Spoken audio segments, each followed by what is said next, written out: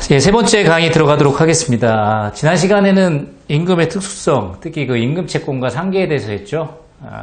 우리가 원래 이제 이 민사 채권이 상계할 수 있다는 게 민법 규정에 있는데, 우리 임금 채권의 특수성인 직접불, 전액불 원칙에 따라서 상계가 제한된다. 그래서 사업주는 뭐 손해배상 채권이라든가 뭐 이런 식으로 자신이 근로자에 대해서 채권을 갖고 있을 때 자신의 채권을 자동채권으로 해서 임금 채권을 소동채권으로 상계할 수 있는가 해서 원칙적으로 금지가 되고, 다만 그렇죠, 예외적으로 가능한 경우가 있었죠. 초과 오지급한 임금을 부당이득 반환 청구하거나, 그리고 퇴직금 분할 약정으로 인해서 퇴직금을 인정되지 않은 금원에 대해서 부당이득 반환 청구할 때 상계가 가능하다. 그리고 이제 또 하나 본 것은 그런 경우가 아닐 때 일방 상계가 아니라 상계 계약으로서 근로자의 동의가 있으면 가능하겠다. 다만 우리 판례가 굉장히 엄격하게 보고 있기 때문에 개별적 사안에서 구체적으로 동의를 했을 때 가능하겠다 내용을 봤습니다. 자, 오늘은 다음 테마죠. 우리 통상임금과 평균임금을 하도록 하겠습니다. 예. 어떻게 보면 우리 그 근로기준법 임금편에서 제일 중요한 개념이 아닌가 싶고요. 또 우리 실무에서도 굉장히 문제가 되고 있습니다. 저도 이제 대학에서 공부할 때 이 그 노동법 교수님들의 책을 보면서 통상임금과 평균임금, 통상적으로 지급되는 임금, 평균적으로 지급되는 임금, 사실 그 말이 그 말 같았거든요. 이게 도대체 제가 한번 읽어도 이게 과연 왜 이런 개념이 있는가라는 것을 굉장히 이렇게 혼동했었던 기억이 나는데요. 이제 뭐 실무 한 15년, 20년 하다 보니까 이래서 통상임금과 평균임금의 개념을 만들었구나 라고 생각할 수 있게 되었습니다. 예. 그러니까 이게 결국은 우리 실생활에서 필요하다는 것이죠. 법학이라는 것이 뭐 기본적으로 우리 실생활의 도구가 되는 것들이고, 결국 이 노동법에 있는 평균임금, 통상임금도 결국 우리 실생활에 필요한 개념이기 때문에 나온 겁니다. 이게 어떤 개념이냐면 한번 이렇게 쉽게 생각을 해보죠. 자, 제가 만약에 오늘 강의를 하면 강사료를 받겠죠, 그렇죠? 그럼 강의를 하고 강사료를 받을 때 뭐 이게 이제 뭐 근로자로서의 임금이든 무슨 뭐 일을 한 대가로서의 도급비 채권이든 아니면 뭐 물건에 대한 물건 대금이든 결국 이제 대가적 성질을 갖는데, 야, 너 오늘 강의에서 얼마 벌었어? 라고 물을 수가 있죠, 그렇죠? 그러면 뭐 내가 몇 시간 강의해서 뭐 5만 원 벌었다, 10만 원 벌었다, 50만 원 벌었다 이렇게 얘기할 수 있습니다. 나 얼마 벌었어? 자, 그리고 또 한편으로는 야, 너 오늘 강의하는데 시간당 얼마 받았어? 라고 물을 수가 있겠죠, 그렇죠? 이렇게 어떤 받은 금원에 대해서 총 얼마 받았냐 실제로 라고 하는 개념이 필요할 때가 있고요. 또 어쩔 때는 아니 이 친구는 30만 원 받고 이 친구는 50만 원 받았는데 단순히 받은 총액이 중요한 게 아니라 얘는 1시간 하고 30만 원 받았네, 얘는 5시간 하고 50만 원 받았네. 그러면 어떻게 해요? 단가는 또 굉장히 달라지죠, 그렇죠? 이것처럼 우리가 어떤 이 대가적인 금전을 이야기할 때 이 총액 개념과 단가 개념이 필요할 때가 있습니다. 자, 여러분들 잘 아시겠지만 평균임금 우리 법에 나와 있고 이 통상임금도 나와 있어요. 근데 자, 이게 제가 이제 결국 도구적 개념이라고 했죠. 도구적 개념은 뭐 어떤 겁니까? 어떤 용도로 쓰인다는 거죠. 예. 자, 평균임금 쓰이는 곳이 대표적인 곳이 어디예요? 뭐 여러분들 실무하시니까 잘 아시겠지만 퇴직금이잖아요, 그렇죠? 그리고 통상임금 주로 대표로 쓰는 곳이 시간의 수당이에요. 그래서 지난 시간에 보셨지만 연장, 휴일, 야간 이런 것처럼 가산 수당의 지표로서 통상임금이 쓰인다는 겁니다. 바로 이때 어떻게 되겠어요? 이 시간의 수당이라는 것은 내가 원래 기본적으로 이만큼을 하면 돈을 이만큼을 받기로 했는데 어떤 뭐 예외적인 사유나 뭐 사업주가 요구하거나 여러 가지 사정에 의해서 내가 조금 더 일을 해요. 시간으로 추가로 라고 했을 때 당연히 일을 더 했으니까 또 임금을 더 줘야 되겠죠. 그렇죠? 그럼 이에 해당하는 만큼 주려고 하면 뭘 찾아야 되겠어요? 단가를 찾아내야 되겠어요. 단가를. 그래야 2시간 했으면 2시간치 단가를 주고 4시간 했으면 4시간 단가를 주는 거죠. 물론 이제 우리 법에서는 뭐 할증요금이라고 해서 지난 시간에 했듯이 50%, 100%, 150% 가산이 되는데 그것은 이제 법적인 장치인 거고 기본적인 우리의 논리적인 도구로서 기본 단가가 필요하다. 네. 바로 이 단가적 개념이 통상임금인 것이죠. 그리고 아까 말씀드렸지만 또 오늘 동안 얼마 벌었니? 너 1년 동안 총 얼마 벌었니? 이게 총액이 필요할 때가 있다는 거예요. 자, 이것은 이제 어떤 측면에서 보면 되냐면 퇴직금이라는 게 왜 나왔는가? 우리 이제 노동법에 있는 모든 그 금전들의 채권은 다 근로자들에 대한 채권들은 결국 근로자를 보호하기 위해서 특별히 만든 것이고, 그럼 퇴직금이 왜 나왔냐? 퇴직금이 이제 독일에서 나온 이제 근원을 보면 그렇다고 해요. 뭐 저도 이제 실무를 하는 사람이니까 이 학술적인 걸 잘 모르지만 근로자는 생산 도구가 자기 육체밖에 없어서 육체 노동밖에 없어서 어떤 이유로든 간에 근로관계가 종료되면 생계를 할 수가 없다라는 게 기본적인 우리 근로기준법의 정신이에요. 그래서 어떠한 사유로든 퇴직을 하게 되면 일정 기간 생계를 할 수 있도록 퇴직금이라고 하는 제도를 둬야겠다라는 게 이제 퇴직금 제도의 취지인 거고요. 그러면 퇴직금이란 금액을 줄 때 또 그동안 돈을 얼마 벌어왔니? 총. 왜 그게 집에 갖다 준 돈이잖아요. 그죠? 생계 쓴 돈이잖아요. 그 총액을 가지고서 일정 부분, 뭐 그다음부터는 이제 입법자의 정책적인 것이 껴가지고서 거기에 정책적인 요율이 들어가서 퇴직금이 결정이 된다는 거죠. 예. 그리고 이제 평균임금이 또 많이 쓰는 데가 어디서 많이 쓰냐면, 우리가 그 사람에 대해서 뭔가 다치게 하거나 사망했을 때, 예. 그러니까 우리가 인신에 대한 손해, 뭐 교통사고가 될 수도 있고, 그 다음에 산업재해가 될 수도 있고요. 예. 또는 우리가 폭행이라든가 이런 형사적인 문제가 될 수도 있겠죠. 어쨌든 사람에 대해서 부상케 하거나 사망케 했을 때, 그 사람에 대한 손해배상을 할 때요. 우리가 이제 손해배상 3분설이라고 하는데, 한 가지가 적극적인 손해, 좀 직접적으로 발생한 비용, 사람을 다치게 했으면 치료비가 들고 입원비가 들겠죠. 그리고 이제 두 번째로 적극적 손해, 세 번째 유자로 얘기하는데, 유자로 이제 정신적 손해인 거고, 그 소극적 손해라는 게 이러한 불법행위가 없었더라면, 이러한 사고가 없었더라면 이 친구가 얻었을 이익이 소극적 손해거든요. 바로 다시 얘기하면 우리가 잃어버린 소득이에요. 제가 누군가를 차로 치게 해서 그 친구가 다쳐서 병원비가 들었다. 그럼 적극적 손해인 거고, 병원에 한 달 동안 입원을 하고 돈을 벌지 못했다? 잃어버린 소득. 바로 그럴 때 뭐가 중요하다는 거예요. 이 친구가 사고가 없었더라면 얻었을 이익. 그것이 결국은 무슨 개념이다? 총액적인 개념에서 그 손해가 측정이 된다. 그래서 평균 임금이 손해배상의 요체가 되기도 합니다. 그래서 지금 말씀드린 대로 이 통사인구가 평균 임금의 개념이 나온 것은 바로 우리가 어떤 금전적인 대가를 따질 때 단가적인 개념, 그 총액적인 개념이 필요하기 때문에 도구적인 개념으로 나온 겁니다. 자, 법조문을 통해서 확인을 해보도록 하겠습니다. 법조문은 여러분들도 충분히 익숙하실 거라고 생각이 드는데, 자, 평균임금은 법에 어떻게 나와 있어요? 자, 우리 법조문이 26페이지에 있죠? 네, 26페이지 보도록 하면 이제 근로기준법에 평균임금 저희가 나와 있습니다. 평균임금, 네, 볼게요. 제2조 6호네요. 2랑 6호. 자, 평균임금이란 이를 산정할 사유가 발생한 날 이전 3개월 동안에 그 근로자에게 지급된 임금의 총액을 그 기간의 총일수로 나눈 금액을 말한다. 자, 여기서 중요한 것은 기본적으로 개념적인 측면에서 중요한 것은 뭐예요? 근로자에게 지급된이라는 겁니다. 지급된 임금의 총액을. 다만 여기서 기간의 일수로 나오고 3개월 이런 것은 총액적으로 봤는데 너 1년 동안에 또 얼마 버니? 또 하루 동안에 얼마 버니? 한 달 동안에 얼마 버니? 그 금전의 액수를 보기 위한 단위 기간이 필요하겠죠. 그러니까 그것은 1급이 될 수도 있고 월급이 될 수도 있고 연급이 될 수도 있습니다. 다만 이제 우리가 입법적으로 기술적으로 1급으로 만들어 놓은 것이죠. 그리고 그래 너 하루치 얼마 버는지 볼게. 그런데 그게 어떻게 해요? 지금 우리가 볼 때 과거 5년치를 볼 수도 있고 과거 3년치를 볼 수 있고 그에 대한 기초 데이터를 봐야 되겠죠. 그에 대해서도 우리가 입법자를 어떻게 놓은 겁니까? 3개월이라고 하는 데이터를 놓은 겁니다. 그러니까 과거 3개월을 봤을 때 네가 하루에 총 얼마씩 버는 근로자니? 라고 하는 것이 평균 임금의 개념이 되겠습니다. 자, 통사임금 볼까요? 통사임금은 이제 근로기준법에 있지 않고 시행령에 있죠. 예. 자, 밑에 보시면 시행령 제6조인데요. 예. 자, 통사임금. 통상임금이란 근로자에게 정기적이고 일률적으로 소정근로, 총근로에 대해서 지급하기로 정한 시간급, 1급, 주급, 월급 이렇게 나오는데 역시 여기서도 중요하게 개념적으로 중요한 건 뭐예요? 지급하기로 정한입니다. 자, 아까는 뭐예요? 평균임금은 총액적 개념 실제로 받은 거기 때문에 지급된인 거고 바로 이 단가적 개념이 통상임금은 지급하기로 정한 네. 그런 개념인 것이죠. 다만 또 역시 마찬가지로 여기에는 또 우리 입법자가 기술적으로 어떻게 했어요? 시급, 1급, 주급, 월급 이렇게 적어놨습니다. 근데 이게 시급이냐 1급이냐 주급이냐는 역시 중요한 것이 아니에요. 그냥 기술적인 부분에 불과한 건데 다만 우리가 이제 평균임금은 딱 1급으로 우리 법에서 그렇게 기술적으로 개념화를 해놨고요.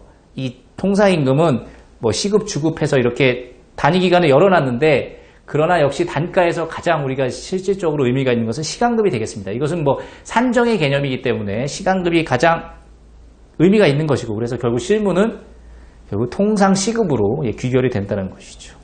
그래서 너는 시간당 얼마 받기로 한 사람이니 너의 단가는 얼마니 이것이 통상 임금의 문제가 되겠어요.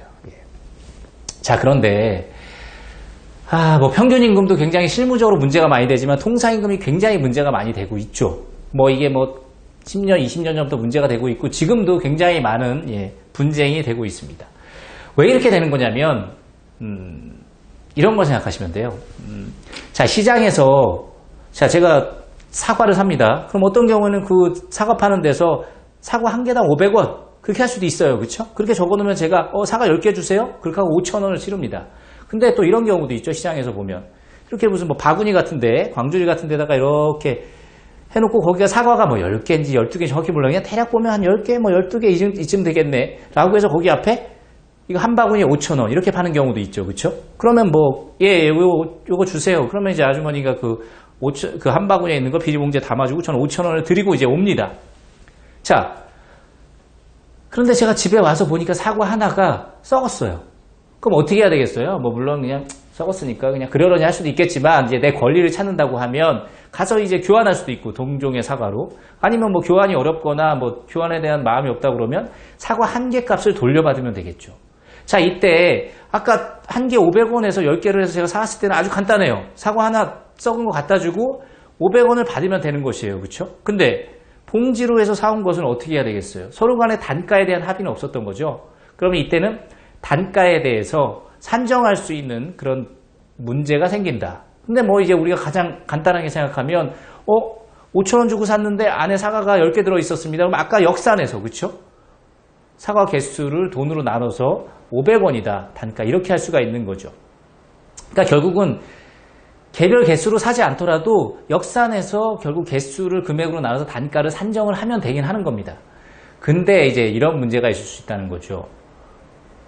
사과를 한 봉지 해서 받아오는데 아주머니가 옆에 있는 바나나를 서비스로 한 송이를 준다든가 아니면 한 알을 준다든가 한다고 해요. 그러면 이걸 나눌 때 나는 그냥 바나나는 서비스니까 그냥 사과 10개만 해서 5,000원 나누는데 또 돈 주시는 아주머니는 더 적게 주고 싶으니까 그 중에서요 바나나 값이 1,000원이고요 4,000원 10개를 나눠서 400원이에요. 그 400원 돌려드릴게요. 이런 식의 분쟁이 될 수 있다는 거죠. 우리가 이 통상임금 시급의 문제도 그냥 당신의 연봉은 3,600만 원입니다. 그리고 당신은 그냥 월요일부터 금요일까지 딱 40시간 일합니다. 이렇게 되면 시간하고 금액이 분명하기 때문에 이 단가가 산수만 할 줄 알면 시간을 가지고서 내가 연봉이 3,600, 한 달에 300만 원, 300만 원 나누면 되는 거예요. 그렇죠? 그런데 우리 임금이 이렇게 단순한 경우도 있지만 연봉제가 결국 단순하기 위해서 굉장히 연봉제 바람이 불어서 많이 단순화가 됐긴 했지만 아직도 단순하지 않은 회사들이 많고 또 단순화된 회사들도 완벽하게 단순화된 경우는 아주 극수예요. 그러니까 우리가 매달 받는 기본급 300만 원 외에 369, 10이라든가 또는 짝수달에 한 번씩이라든가 해서 너는 정기상여금 600% 1년에 너는 1년에 400% 이런 식으로 해서 몇 달에 한 번씩 받는 정기상여금이 있다는 겁니다. 그리고 또 어떤 회사는 연말에 성과급 줄게. 그리고 여름 휴가 때 여름 휴가비 줄게. 그리고 설날 추석 때 또 설날 추석 상여 줄게. 이런 식으로 아까 바나나 얘기한 것처럼 이것저것 붙은 게 많아요. 그러면 여기에다가 기본급만 넣고 나누는 거랑 다른 것을 더 포함시키는 거랑 이 금액이 달라지니까 단가도 달라지겠죠. 그렇죠? 그러니까 바로 이 통상임금의 싸움이 이렇게 단순하지 않은 임금체계에서 어디까지 넣어야 되느냐. 결국 내가 연장근로수당, 야간근로수당을 받을 때 단가를 계산하는 데 있어서 주는 사람은 적게 주고 싶겠죠. 그럼 어떻게 해요? 기본급만 제일 적게 여기다가 해놓으면 단가가 적을 테고 아닙니다. 정기상여금 2달에 한 번씩 받는 것도 넣어주세요. 그거 두 달에 한 번씩 주니까 2분의 1에서 넣으면 되는 거 아니에요? 그리고 연말 성과급 그리고 무슨 복지수당, 여름휴가비, 정근수당, 직급수당 하여튼 회사마다 두세 가지에서 많게는 10몇 가지씩 이런 식의 각종의 급여들이 있다 보니까 이 급여들을 어디까지 넣어야 되는가가 바로 통상임금의 분쟁이 되겠습니다. 이 단가를 획정하는 문제가 되겠죠. 그러니까 결국은 아까 처음부터 사과 500원이에요 라고 해서 단가를 확정한 경우에는 그닥 문제가 될 리가 없어요. 그렇죠?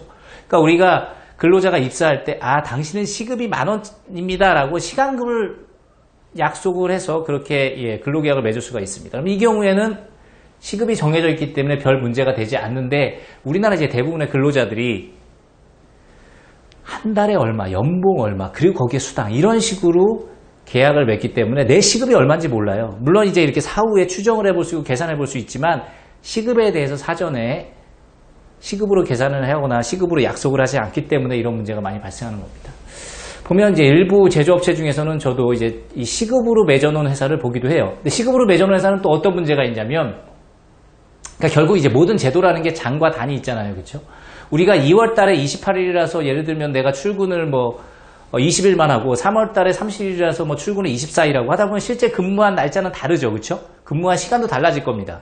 그런데 우리가 기본급이 300만 원 받는데 내가 2월 달은 좀 적게 받고 3월 달은 많게 받고 이러지 않잖아요. 그러니까 결국 그것이 이제 월급제 근로자인 거고 그 달에 실제 근로한 날짜와 시간을 따져서 하는 것이 아니고 한 달에 고정된 월급으로 받고 모든 수당 같은 것도 대체로 월 개념으로 나가는 거죠. 그렇죠? 근데 시급으로 하는 회사는 어떻겠어요?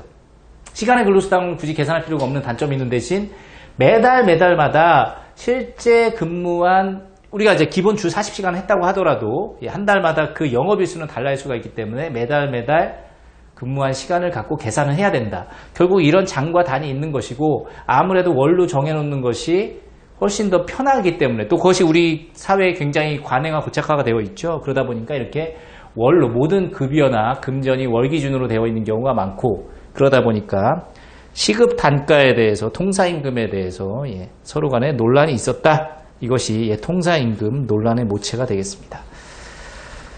자, 그럼 먼저 이제 평균임금을 보기로 하죠. 평균임금은 결국은 너에게 실제 지급된 총의 금액이 얼마냐, 그러니까 즉 몇 시간을 일하는가를 묻지 않고 실제로 너가 받은 금전이 얼마냐라고 하는 것이 평균임금인 것이죠. 그래서 평균임금 쓰는 것은 퇴직금이라든가 재해보상금. 재해보상금도 이제 산재에 대한 재해보상금인데 근로자는 역시 육체노동을 할 수 있는 생산도구밖에 갖지 못했고 어떤 이유로든 간에 산업재해가 발생해서 일을 하지 못해서 임금을 받지 못하면 생계에 문제가 있기 때문에 일정 요율에 대해서 생계를 대체할 수 있는 금전을 주자라고 해서 만든 것이 산재 재해보상금이죠. 역시 이제 이것도 얼마를 받느냐가 중요한 개념인 겁니다. 그래서 재해보상금 그리고 퇴직금 그리고 우리가 이제 민사소송에서 인신에 대한 일시수입에 대한 손해배상이 평균 임금이 되겠습니다. 자, 그럼 평균 임금 내용을 보면요. 이제 평균 임금은 이제 우리 법에서는 아예 1급으로 하루에 얼마 버니로 그렇게 기술적으로 표현이 되어 있고요. 네, 그럼 우리 28페이지에 보면 자, 하루. 그러니까 결국 날짜 수로 나눠야 되겠죠. 하루가 되니까. 그리고 이제 그에 대한 기초 데이터는 얼마로 했다? 3개월로 했다. 그래서 어떻게 되냐면 너가 받은 3개월 동안에 너 하루에 얼마씩 버니? 그럼 어떻게 3개월 동안에 총 받은 임금을 날짜수 일수로 나누면 1급이 되겠죠. 그러니까 일수는 3개월이니까요. 대략 우리가 보통 한 달은 90일인데 30일 두 번 들어가면 92일까지 될 수 있고 그리고 2월달이 끼면 89일 될 수 있고 보통은 이제 일수는 요 정도가 되겠죠. 그렇죠? 그러니까 그때 자기가 퇴직금을 계산해야 된다. 그럼 퇴직한 날로부터 3개월. 그리고 재해보상금을 계산해야 된다. 그럼 재해보상금, 재해가 발생한 날로부터 3개월. 결국은 이 평균 임금을 도구적으로 해서 산출하기 위한 금전 채권의 원인 1로부터 3개월로 하면 되는 겁니다. 그리고요, 여기는 이제 임금이기 때문에 그냥 실제 3개월 동안 받은 임금 총액이 들어가면 됩니다. 근데 예전에 이제 이런 게 있었어요. 아까 말씀드린 대로 회사가 매달마다 똑같이 연봉 3천, 이 친구가 받는 근로자의 임금은 단일하게 3,600만 원이고, 그리고 매달 300만 원씩 입금이 된다라고 하면, 결국 여기는 3개월이니까 그냥 900만 원이 되겠죠. 그렇죠? 그럼 사실 이제 분모는 달라질 게 없는 거예요. 그리고 이제 분자가 조금 달라질 수 있겠죠. 이게 뭐 언제 퇴직하냐에 따라서 89에서 90이라고 하는, 물론 이것도 차이가 있겠지만 거의 차이가 없게 균일하게 될 수가 있어요. 그런데 이제 하나는 이렇게 차이가 발생할 수 있는 게 뭐 매달마다 여기에 모든 임금 총액이 들어가기 때문에 연장 근로수당이라든가 야간 근로수당 들어가서 퇴직하기 3개월 전에 연장이나 야간이 더 많으면 이 부분 때문에 변수가 발생할 수 있고, 그렇죠? 이것은 이제 사실적인 문제인 거고, 연장, 야간 휴일. 그리고 이제 우리가 법률적으로 봤을 때 아까 말씀드린 대로 어떤 회사가 예를 들어서 짝수달마다 자기 기본급의 100%씩 해서 연 600%의 상여금이 지급된다. 그러면 예를 들어서 1월, 2월, 3월 해가지고서 4월 1일날 퇴사하면 이 3개월 때는 어떻게 되는 거예요? 기본급 3개에다가 상여금, 정기 상여금이 더 들어가서 5개. 근데 300만 원 하면 저희 위에 1,500이 들어갈 수 있는 거고, 만약에 5월 1일날 퇴사를 했다면 어떻게 되는 겁니까? 2월, 3월, 4월 해가지고서 4월에는 이제 또 없는 거야. 이게 여기서 만약에 이제 홀수달에 받는다라고 제가 지금 예를 들었을 때 이렇게 진검 퐁당퐁당 정기 상여금을 받으면, 그럼 이때 하면 4개. 그럼 이게 굉장히 1급에 영향을 미치잖아요. 그렇죠? 자기 기본급이 5개가 들어가느냐, 4개가 들어가느냐. 자, 그래서 우리 노동분합법원은 이러한 차이가 발생하는 것은 별로 평균임금의 정신에 별로 바람직하지 않다. 그래서 우리가 실제 지급된이라고 표현되어 있지만 지급된 것은 지급일자가 중요한 것이 아니라 각 금원들의 대상된 기간이 무엇이냐가 중요한 거고요. 결국 그렇다면 2달에 한 번씩 지급되는 상여금은 그 달 지급되는 그 달만의 것이 아니라 결국 2달에 한 번씩의 용도가 될 수가 있겠다라고 하는 정신이 되는 거죠. 그래서 이렇게 매달 지급되지 않고 2달에 한 번씩, 6개월에 한 번씩, 여름휴가비도 마찬가지예요. 여름휴가비는 1년에 한 번 지급되겠죠. 뭐 추석상여, 설상여도 1년에 한 번 되고, 이렇게 매달마다 지급되지 않는 것들은 어떻게 한다? 1년 동안에 총액을 가지고서 12분의 1을 해서 그것을 이 금액에 넣는다는 겁니다. 그러니까 결국은 여름휴가비라는 것은 예를 들면 7월 말에 받으면 여름휴가비 30만 원은 7월 말에 받지만 그것은 7월 달 만의 것이 아니라 1년 동안의 주기로 주는 거기 때문에 1년 근로에 대한 대상성을 갖는다 라고 해서 그 30만 원을 12분의 1 해서 넣는다는 겁니다. 12분의 1하고 이제 3개월의 데이터가 들어가니까 곱하기 3이 되겠죠. 이런 식으로 1년을 초과해서 되는 것은 모두 다 12분의 1로 해서 곱하기 3으로 해서 들어간다. 평균적인 임금을 내기 위해서 역시 마찬가지로 매달 평균을 한다는 거죠. 자, 이거 주의하시면 되겠고요. 그리고 또 하나, 연차 유급휴가가 있습니다. 연차 유급휴가.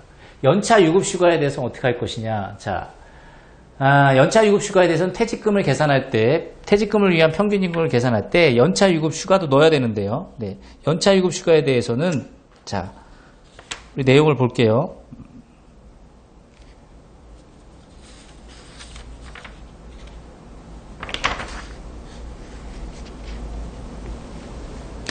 자, 우리 28페이지에 있네요. 자, 제가 지금 이제 들어가는 금액을 지금 하고 있는 것이죠. 네, 들어가 있는 금액을 하고 있는데 연차 유급휴가에 대해서는 자, 여기 보겠습니다. 자, 28페이지 밑에 3월간의 임금 총액에서 동그라미 2번이죠.